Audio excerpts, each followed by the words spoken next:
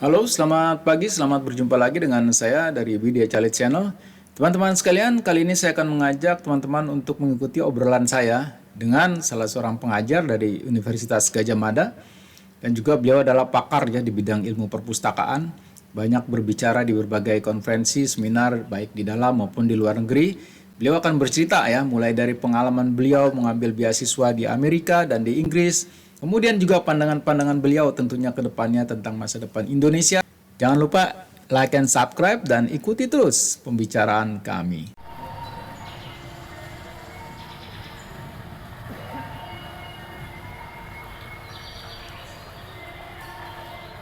Apa kabar nih Prof? Selamat pagi. Wah, ya beginilah. Gimana Jogja kabarnya? Jogja bagus. Ya bagus ya. Ya di rumah. Kalau nggak pergi-pergi bagus.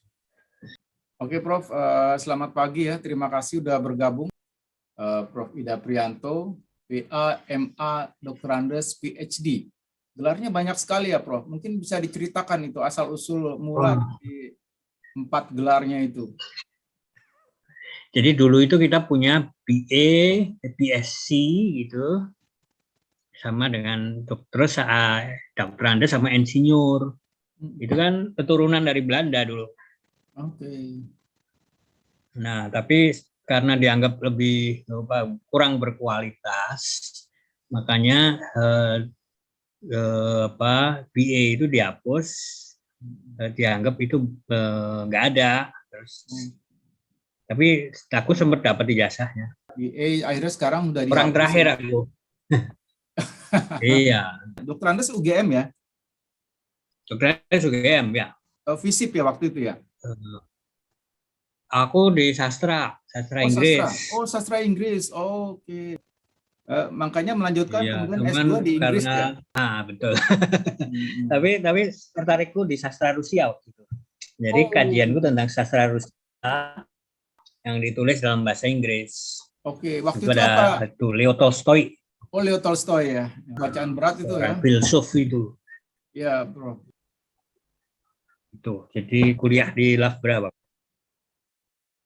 Ternyata itu kampus itu jurusan itu terbaik di Inggris.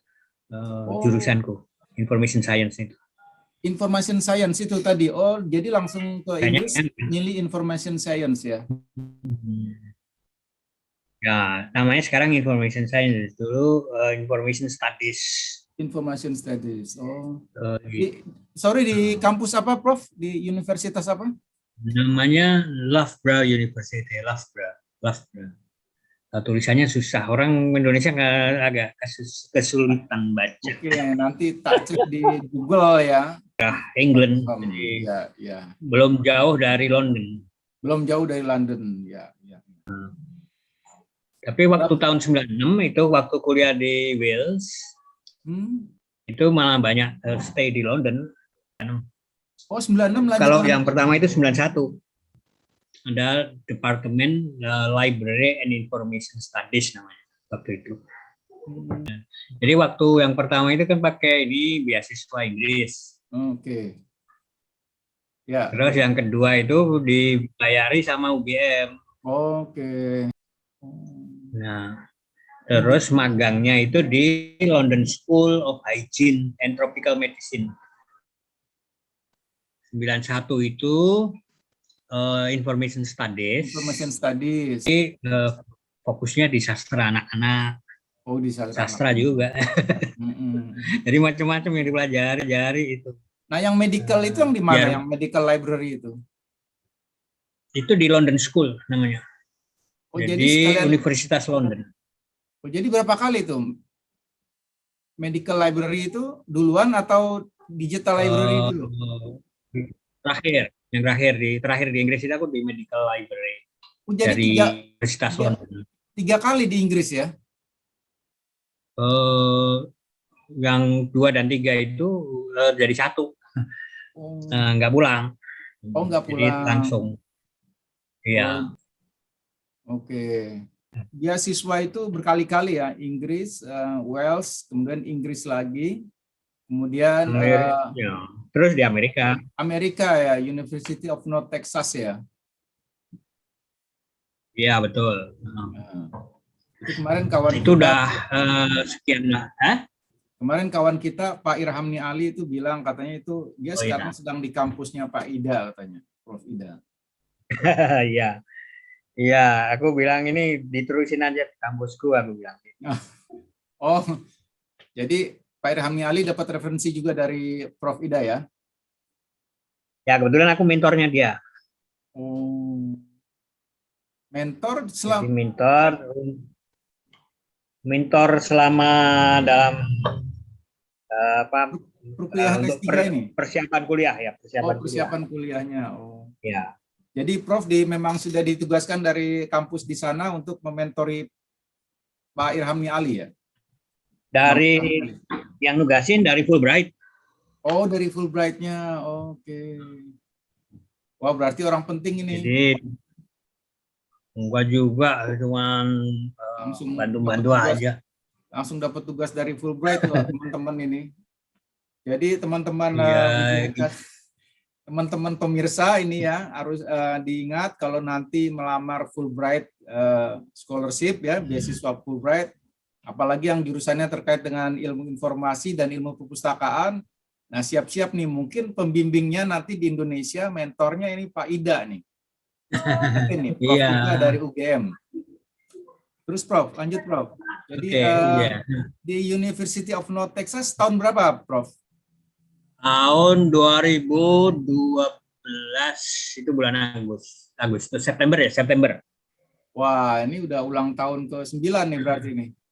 Bentar Iya, lagi nih, Agustus September. jadi waktu itu kan harusnya Agustus, tapi akhir Mei itu udah disuruh berangkat.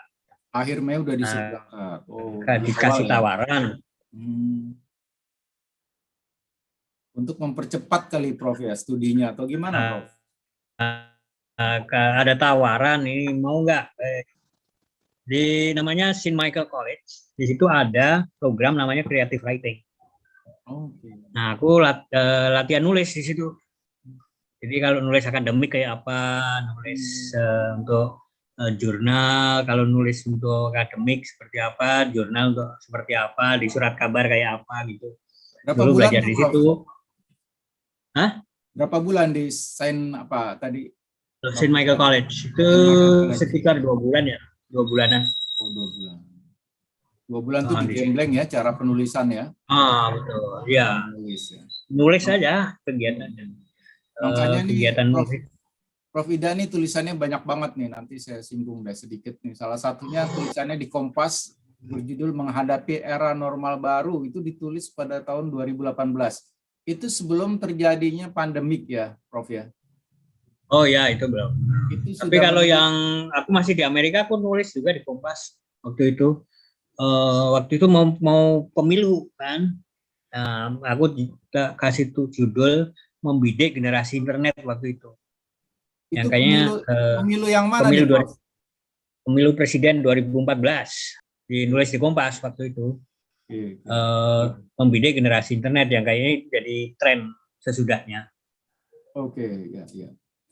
Tapi balik lagi dulu ke UNT dulu, Prof, ke Amerika, University of North Texas ya. Itu waktu itu mengkaji masalah digital library ya, Prof ya?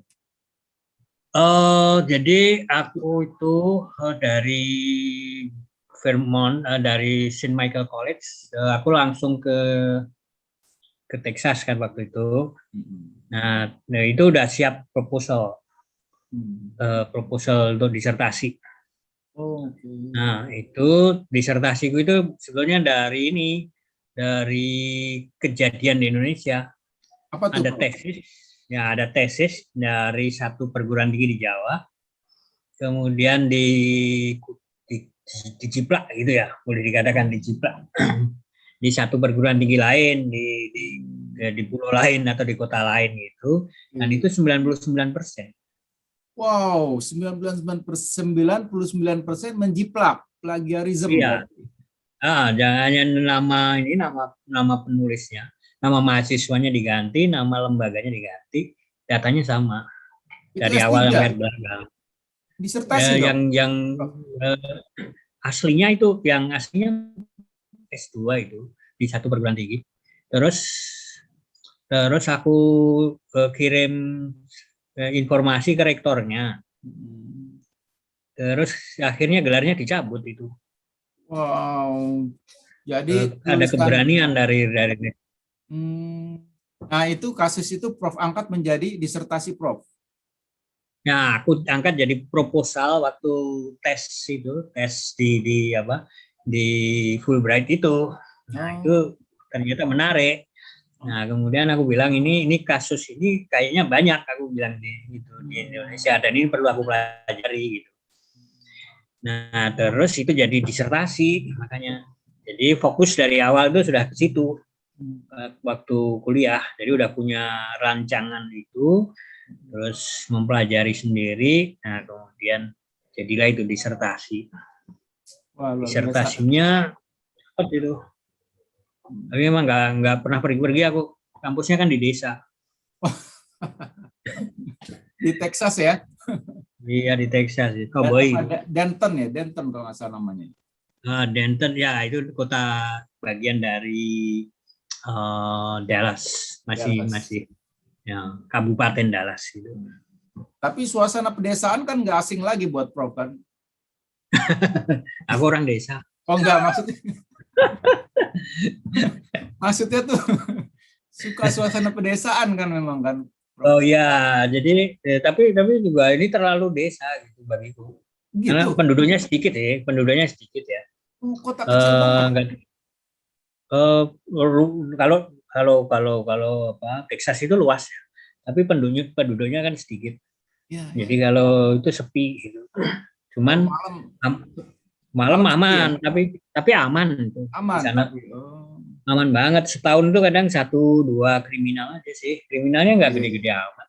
Oke, iya, iya, iya. Itu Aku ingat itu 2005. jadi lebih lebih sepi dari di kampung Prof gitu mungkin waktu di Jogja Oh iya, kalau di kita kan lebih penduduknya ramai ya. kebanyakan. Iya, Ya, banyak ya. penduduk. Jadi satu jengkal aja udah ketemu orang kalau di kita. Ya, ya, Di ya. sana enggak. Tapi aku seneng di situ itu karena apa? Karena tempat kosku enak. Nah, ini Nah, Prof nih kosnya itu di mana? Katanya ikut keluarga Amerika ya di sana. iya betul. Di situ itu keluarga musik ya, orang Oh. musik.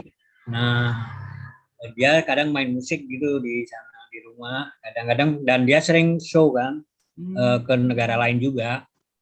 Wah, Tapi dia juga pemulung. Nah, loh, itu loh, loh. jualannya online gitu, online pemulung Oh, online gitu. Jadi beli apa ada barang-barang diambil gitu, kemudian diperbaiki, dijual gitu. itu Dan 2012 di kerjaan lain. sana jualan online sudah ramai ya di Amerika ya 2012. Kami hampir semuanya online dan aku juga pakai Kita itu kan kan belum kan di PayPal. Indonesia belum terlalu ramai 2012. Oh ya, jadi pakai eBay itu aku waktu itu. Dan ternyata jadi ke apa? Jadi hobi untuk beli apa-apa di situ. Ya online, oh, eBay waktu itu ya yang ngetop ya. Amazon belum Iya, ada ya. udah. Oh sudah juga. Oh. Amazon itu aku 2004 aku pernah di Amerika waktu itu diundang Federal State kan. Jadi waktu itu ke Tacoma apa ya di ibu kotanya Washington State itu. Nah itu ada Amazon itu tapi masih awal-awal. Oke. Ya, ya. Nah, kemudian Prof apa ya? Kalau melihat Prof kan lebih saya lihat banyak tulisannya yang memperhatikan tentang generasi apa namanya internet ya, generasi milenial internet dan Ya. bagaimana perkembangan dari apa namanya konvensional gitu ke digital gitu. Nah, gimana nih transisinya, Prof? Terutama mempersiapkan masyarakat menerima informasi yang begitu banyak ya via via media digital. Iya, kebetulan itu waktu itu kan aku ada mata kuliah information behavior ya, yang Information kemudian behavior. aku dalami banyak, terus ternyata itu menarik. Nah, terus ternyata memang kalau awalnya sih aku masih percaya dengan ini apa generasi-generasi itu pakai itu belajar dari McCrindle dari Australia. Jadi itu ada generasi misalnya tak pelajari banyak baca itu waktu itu ternyata ada kategori seperti digital monk misalnya. Oh iya, Digital monk itu orang yang nggak pernah pakai teknologi sama sekali sampai sama sekarang sekali. gitu. Oh. Ya, itu digital monk dan jumlahnya sedikit sih. Tapi kemudian ada digital immigrants yang jumlahnya juga makin berkurang. Terus ada digital natives. Tapi di antara native dan imigran itu kan ada digital settler yang terus mengikuti. Oh. Jadi dari dulu udah biasa pakai, gitu. Jadi ganti-ganti Oh. bisa. Jadi di Nah itu namanya antara settler. Nah, oke. ya, jadi nggak imigran karena dari dulu udah pakai. Jadi aku itu misalnya tahun 90 itu udah biasa pakai komputer yang pakai itu loh, disket, menghidupinya pakai disket. Ya, dulu masih disket ya. Ya, terus tahun-tahun itu kan udah ada laptop juga kan. Ya, udah. Waktu di Inggris itu pakai laptop. Laptopnya berat, tapi tulisannya kecil-kecil. Tuh, dot matrix itu udah ada laptop di situ. Nah, itu zaman-zaman. Jadi kalau kita mengikuti itu namanya digital settler. Tapi di antara itu juga ada namanya milenial kan. Jadi Ya. milenial itu generasi yang kecilnya masih mainan dolanan anak-anak biasa, tapi gedenya mulai komputer itu. Oh. Nah, mau mulai teknologi itu milenial. Jadi interval antara imigran ke native itu kan ada milenial. Oh. Nah, settler itu yang mengikuti terus usianya lebih tinggi, lebih tua gitu. Ketimbang yang milenial. Milenial itu lahir masih ikut mainan biasa. Kalau milenial dengan generasi alpha beda lagi, Prof. Beda. Jadi milenial, kemudian ada native, nah kemudian ada alpha. Oh, lebih canggih lagi ya alpha ya? Iya. Nah, jadi tapi permasalahan di kita itu kan berat ya. Karena kita itu anak-anak kecil kan udah biasa pakai SIM card. Kalau di Amerika kan nggak boleh pakai anak-anak. Jadi ada standar umur 12 tahun baru boleh. Nah, karena 12 tahun itu udah dewasa. Kenapa begitu, Prof? Jadi itu untuk jadi semacam untuk biar anak-anak itu bisa dipantau oleh orang tua. Gitu. Nah, itu harus memang ada aturannya kalau di Amerika. Terus daerah-daerah tertentu itu juga diblok kalau itu dianggap pornografi misalnya, itu diblok. Jadi daerah yang banyak anak-anaknya itu nggak akan dapat akses pornografi. Jadi udah ada skenario teknisnya itu udah ada. Nah itu ada kuliahnya juga dulu ternyata. Kuliahnya itu human computer interaction itu kita disuruh nyoba. Jadi kalau di daerah perumahan kayak apa aksesnya. Nah dicoba gitu ya. Aku coba ini dangdut koplo gitu ya. Di Amerika aku coba dangdut koplo itu Google itu lah dangdut koplo.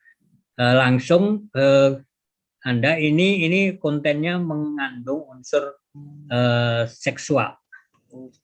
Nah, terus kalau fault dilanjutin, maka gadget kita akan berhenti di situ. Berhenti keblokir. Ada tulisannya, Anda dalam pengawasan FBI. Waduh. Jadi mereka pun yang dewasa pun nggak bisa sembarangan masuk ke konten itu ya, Prof ya? Iya, kalau daerahnya itu banyak anak-anak nggak bisa. Di sekolah misalnya itu nggak bisa akses ke yang situs-situs kayak gitu. Jadi teknisnya itu udah siap di sana. Ya, teknisnya udah siap sampai ke sana. Peraturannya juga jadi regulasi dan teknisnya mereka udah siap ya, Prof ya? Sampai aturan itu juga aturan-aturan termasuk lalu lintas ya. Aku pernah melanggar lalu lintas itu. Walaupun naik sepeda pun tercatat di sana. Jadi kalau di perempatan tanpa lampu merah itu kan harus berhenti dulu. Lihat kiri kanan, kalau kosong baru boleh jalan. Nah, terus kalau nggak ada lampu merah juga gantian satu-satu gitu per jalan itu. Itu aturannya dipatuhi walaupun nggak di jalannya nggak ada polisi, tapi semuanya dipatuhi gitu. Kalau kita kan nyangkanya di sini Texas itu suasananya kayak koboi gitu ya. Koboi. Gitu kan. Iya. Tapi di sana enggak sih. Malah enggak. Tapi iya. Jadi kehidupannya itu masih ini, tapi masih senengnya di sini karena apa ya, masih bisa orang itu bertegur sapa gitu antar Oh, tetangga gitu. berarti masih kayak di Jadi Indonesia dong, Dok, ya Prof ya? iya benar. Jadi kalau misalnya aku naik sepeda ada orang jalan kaki itu ya good morning gitu, Oh. panggil-panggil gitu. Jadi masih masih suasananya itu ya seperti di Jawa. Hmm. Panggil bang ya itu, selamat pagi. Kadang-kadang seberang rumah itu juga ngobrol gitu. Ini yang menarik. Menarik sekali. Itu berarti rekomendasi ya, recommended ya, Prof ya, untuk orang Oh Indonesia yang ya, mengambil beasiswa di Texas ya, karena ya, suasananya yang bagus. ya, dan itu kan apa, kehidupan lebih murah kan di situ kalau di Texas ketimbang di utara, di Hmm. New York, Washington DC itu kan mahal-mahal. Oh, Kalau di Texas kan murah. Aku aja kos itu cuman $500 per bulan. per bulan. Oh. Itu ya itu udah termasuk listrik, udah Hmm. termasuk nyuci, pengering segala itu udah masuk, termasuk apa ya semuanya. Makan Dan aku nggak? senengnya, nah, Makan nggak ya? nah aku senengnya itu ini, bapak bapak kosku Hmm. itu kalau tahu kan aku ini sukanya apa itu dia sering masak itu kadang aku dikasih. Oh. Jadi Jadi kekeluargaannya tinggi gitu. keluargaannya tinggi, betul betul Iya. betul. Tapi dana dari scholarship-nya gimana, Prof? Memang mencukupi gitu? Nggak Amerika untuk itu ya. ke Amerika, waktu ke Amerika itu kan tiket ada kan, Mm. tiketnya lengkap gitu, terus tapi masih dikasih uang saku, tinggi juga sih uang saku. Yang Amerika itu. Iya, Hmm. sama di Inggris waktu itu aku dikasih dengan uang berangkat itu sama dengan uang bulanan. Oke. Jadi uang transportasi dapat ya, tiket pesawat Nah, ya. Terus di ya, sana untuk bulanannya dapat, untuk biaya kuliah sih udah pasti dapat ya oh ya, dari itu CV-nya ya. total 1,1400 apa 1,4 miliar lah. Bos, Soalnya SPP-nya mahal, ini yang Amerika atau yang Inggris sih? yang Amerika. Yang Amerika. Amerika 1,4 M, berarti lebih tinggi dari yang Pak Irham Enggak, ini. karena Wah. SPP-nya kan tinggi. SPP.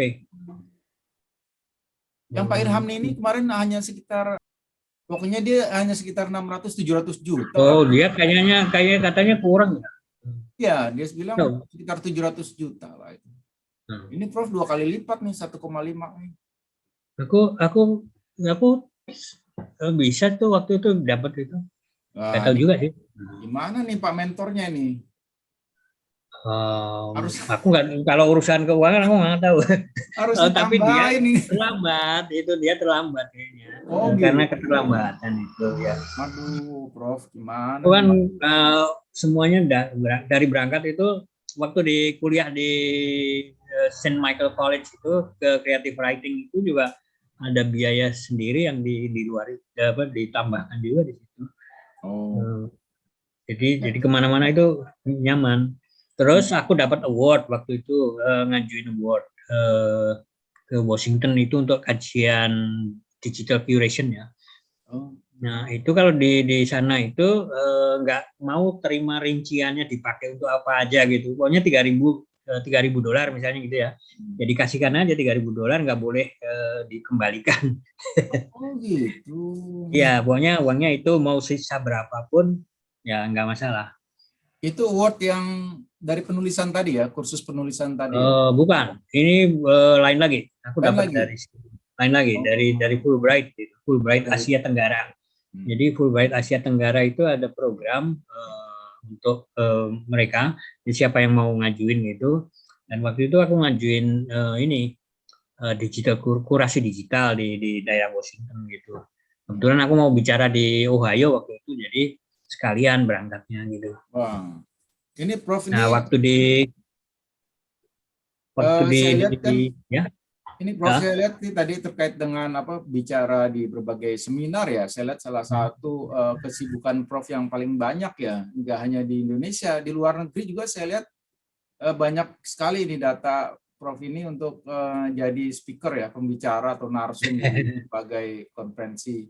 Khususnya konferensi perpustakaan ya, Prof ya, di luar negeri ya. Ya, Banyak tidak sekali. selalu ya, tidak selalu, tapi ada kaitannya kadang-kadang. Waktu di Ohio itu aku bicara tentang politik pendidikan ya. Oh, Politik pendidikan. Jadi pendidikan kita ini kan pendidikan tuh setiap negara itu punya politik ya, politik pendidikan. Jadi target-targetnya apa gitu. Nah, ini menarik kalau kita punya semacam politik pendidikan itu. nah, Sayangnya kita nggak punya. kita bukan udah ada di Undang-Undang Dasar, Prof, kewajiban tentang pendidikan. Ada undang-undangnya Iya. juga, Undang-Undang Pendidikan Nasional. Itu bukan politik pendidikan apa? Politik pendidikan ini lebih ke makro ya. Misalnya kalau di jadi ke luar negeri misalnya, sekolah ke Amerika misalnya. Itu kalau misalnya negara tertentu itu ke sana, itu targetnya apa? Jadi pemerintah itu punya target. Belajar di Amerika itu fokusnya nanti apa? Belajar di Australia fokusnya apa? Untuk kepentingan negara kita, misalnya gitu. Nah, kita kan nggak berangkat aja, pulangnya juga nanti kembali ke tempat kerja aja. Jadi disertasi kita itu ya sesuai interest kita aja kalau kita. Jadi kita nggak punya politik pendidikan sebetulnya. Kalau boleh saya katakan di sini misalnya kalau India itu kalau target ke Amerikanya itu teknologi. Orang-orang India yang belajar di Amerika umumnya teknologi. Ya, itu teknologi. Tapi kalau Cina itu bisnis. Kebanyakan belajar marketing dan bisnis secara umum. Karena harus menjual produk. Kalau Indonesia apa, Prof? Orang Indonesia nggak punya. Jadi kita itu sebelum 98 kita cukup banyak sih mahasiswa kita 15 ribuan ya. Kalau sesudah itu tragedi 98 itu jumlah kita kan sedikit ya. Paling 6 ribuan sekarang ini. 6 ribuan orang. Kalau Cina sih banyak. Malah menurun ya, Prof ya? Menurun. Kalau Cina itu 200 ribu, di Amerika aja itu 200 ribu. Totalnya sekitar 800 ribu orang disebar ke seluruh dunia. Itu. Jadi apa nih, Prof, yang harus pemerintah buat nih, Prof, terkait dengan ini, Prof? Kan rakyat kita banyak banget gitu kan, mereka harus sekolah, yang makin tinggi pendidikannya kan makin bagus buat pembangunan kita nih, Prof.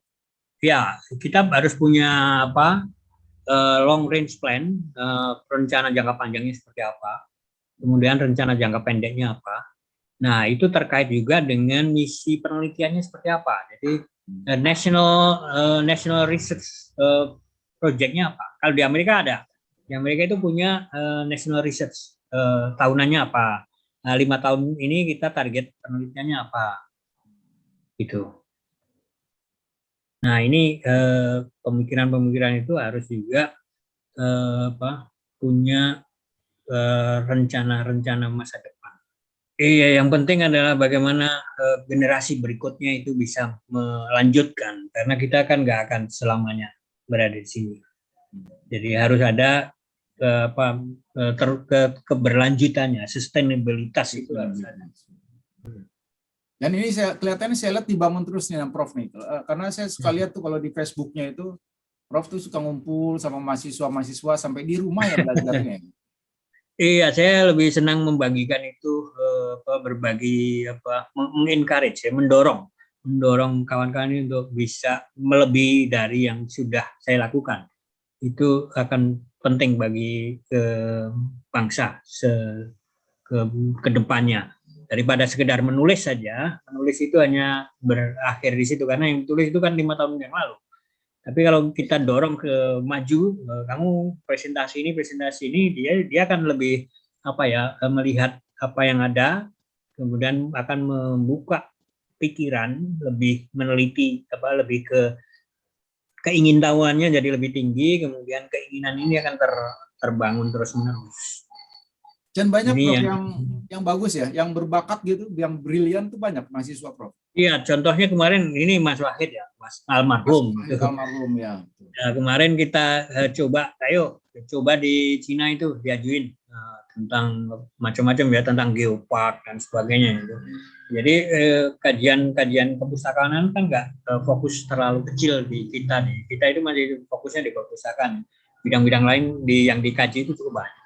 Nah itu kemudian kemarin itu masih ada book chapter yang harusnya dipublish oleh Wahid itu di Kuala Lumpur.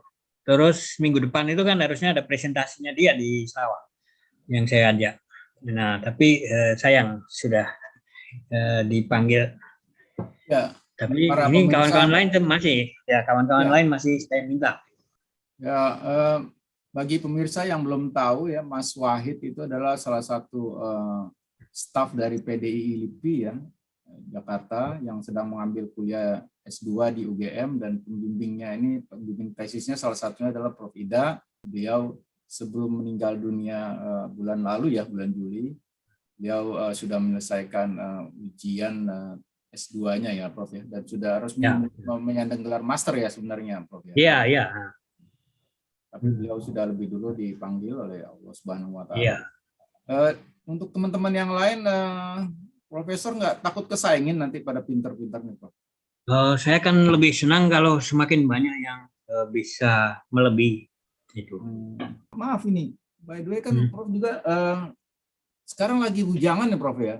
Karena istri sudah meninggal beberapa bulan lalu ya, Prof ya? Sama.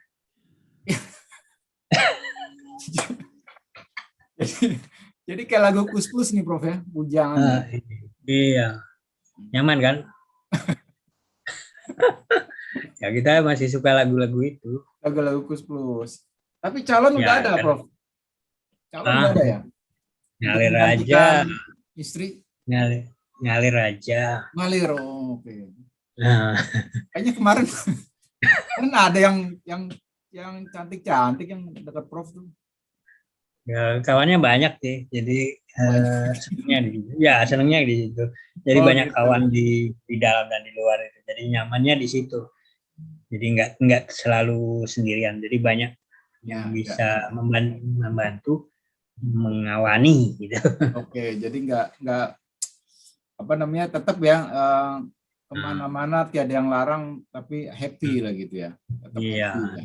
Jadi Prof Ida ini adalah juga menggemari musik dalam negeri, khususnya Kus Plus ya. Iya. Dan beliau ini penonton salah satu band yang juga favorit saya, band Tikus ya. Nah, Dan anak-anak saya belajar dari situ juga, dari Kus Plus itu. Iya. Oh, iya. Mereka tahu juga, jadi iya. Oh. Jadi aku selalu cerita, ya cerita lagu ini Kus Plus itu siapa. Putra tuh berapa, Prof ya? 2. Oh, 2. Kan udah lulus S2 kalau nggak salah ya? Oh ya, yang satu. Yang satu udah lulus S2. Satu udah lulus S1. Yang satu S1. Yang S2 tuh di mana, Prof, lulusnya? Dari Australia. Australia. Ya. Tapi mau berangkat ke Kyoto. Untuk S3? Ya. Wow, luar biasa. Ini jadi bapaknya jenius, anak juga jenius. Kalau yang kedua masih S1 udah lulus S1 di mana? Di UGM, geografi. UGM juga. Okay. Sedang dalam persiapan juga. Dalam persiapan untuk S2 juga ya. Nah. Luar biasa. Top banget dah. Inilah idola saya ini, Prof Ida, orang yang memang bisa menampilkan dirinya dalam berbagai dimensinya ya. Baik sebagai seorang akademisi, pengajar di bidang khususnya ilmu perpustakaan, tapi beliau dasarnya itu tadi adalah sastra Inggris, belajar juga medical library, belajar digital library, belajar membahas tentang plagiarism dan memperluas wawasannya sedemikian rupa, dan terus membagi ilmunya kepada para mahasiswa, para junior, dan sekarang berkesempatan membagi ilmu dan pengetahuannya lewat channel ini, Widya Calit Channel. Semoga bermanfaat buat teman-teman sekalian, dan terima kasih Prof sekali lagi atas waktunya. Mohon maaf nih langsung membajak, semalam minta waktu langsung pagi ini kita ngobrol di sini. Terima kasih juga. Terima kasih Prof. Semoga kita bisa terima kasih udah diundang. Offline ya. Assalamualaikum warahmatullahi wabarakatuh. Waalaikumsalam.